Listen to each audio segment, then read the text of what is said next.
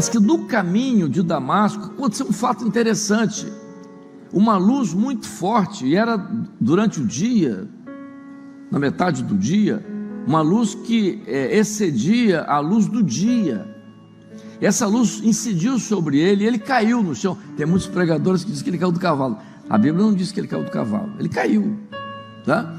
Ele caiu. Quando ele caiu, a luz foi tão intensa, né? Não sabia o que estava acontecendo. Aí ele ouviu uma voz: Saulo, porque Saulo é o nome em hebraico, né?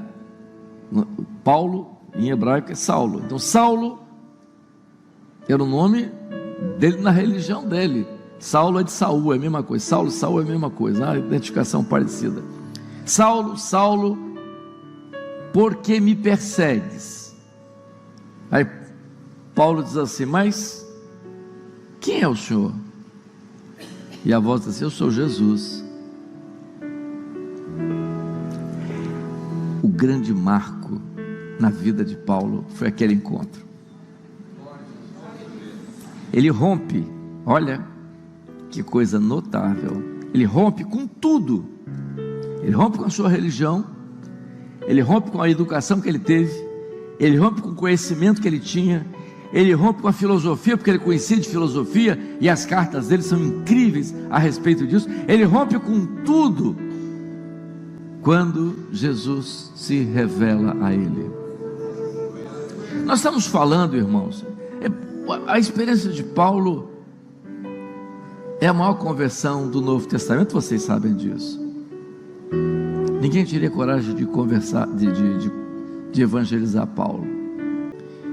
Paulo era um religioso, tradicional, culto e tudo mais, mas ele teve uma experiência quando Deus revela a ele. Jesus se revela a ele, porque ele tinha vivido em Jerusalém com Gamaliel.